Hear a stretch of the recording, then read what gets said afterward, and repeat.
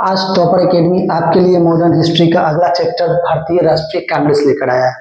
देखेंगे 1870 के दशक तक यह बात स्पष्ट हो चुकी थी कि भारतीय राष्ट्रवाद इतनी ताकत और शक्ति अर्जित कर चुका है कि वह भारतीय राजनीति में एक प्रमुख शक्ति के रूप में उभर सके।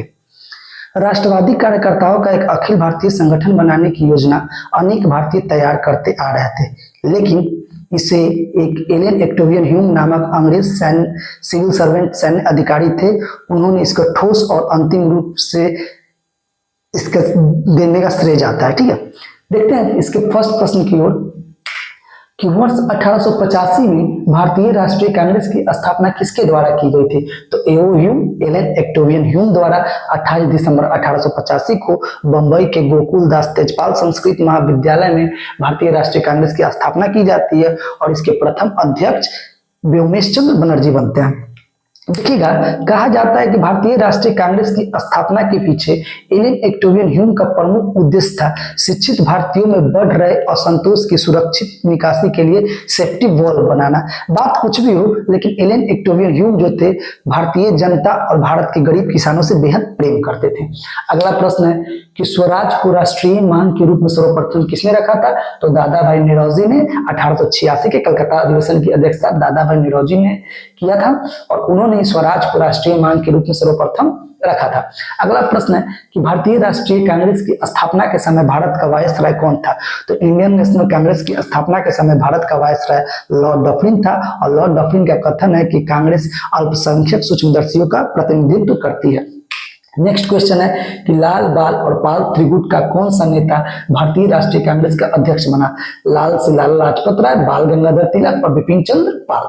तो इन त्रिगुट का जो भारतीय राष्ट्रीय कांग्रेस का अध्यक्ष बने थे वे थे लाला लाजपत राय, क्योंकि बाल गंगाधर तिलक कभी भी भारतीय राष्ट्रीय कांग्रेस के अध्यक्ष नहीं बने थे। अगला प्रश्न है कि भारतीय राष्ट्रीय कांग्रेस पर प्रार्थना, याचना तथा विरोध की राजनीति करने का आरोप किसने लगाया था? तो इंडियन नेशनल कांग्रेस पे प्रार्थना, याचना तथा विरोध की राजनीति करने का आरोप जो है बाल गंगाधर तिलक ने लगाया था। चलते हम लोग अगले प्रश्न की ओर कि इंडियन नेशनल कांग्रेस के प्रथम अध्यक्ष कौन थे? तो व्योमेश चंद्र बनर्जी 1885 के बंबई अधिवेशन की अध्यक्षता उन्होंने किया था। इंडियन नेशनल कांग्रेस के प्रथम मुस्लिम अध्यक्ष कौन थे? तो बदरुद्दीन तैयबजी 1887 की मद्रास अधिवेशन की अध्यक्षता बदरुद्दीन तैयबजी ने किया था और वह भारतीय राष्ट्रीय कांग्रेस के प्रथम मुस्लिम अध्यक्ष थे। अगला प्रश्न है कि प्रथम यूरोपीय अध्यक्ष कौन था या अंग्रेज अध्यक्ष कौन था? तो जॉर्ज यूले। नेक्स्ट प्रश्न है कि प्रथम महिला अध्यक्ष कौन थी? तो एनी बेसेंट। लेकिन प्रथम भारतीय महिला अध्यक्ष कौन थी? तो सरोजनी नायडू। सरोजनी नायडू 1925 की कानपुर अधिवेशन की अध्यक्षता किए थे उन्होंने। अगला कथन है कि कांग्रेस आंदोलन न तो लोगों द्वारा प्रेरित था, न ही यह उनके द्वारा सोचा या योजनाबद्ध किया गया था। यह कथन किसका है? तो सैयद अहमद खां का यह कथन था कि कांग्रेस आंदोलन न तो लोगों द्वारा प्रेरित था, न ही यह उनके द्वारा सोचा या योजनाबद्ध किया गया था। अगले कथन की ओर बढ़ते हैं कि कांग्रेस पतन के लिए लड़खड़ा रही है।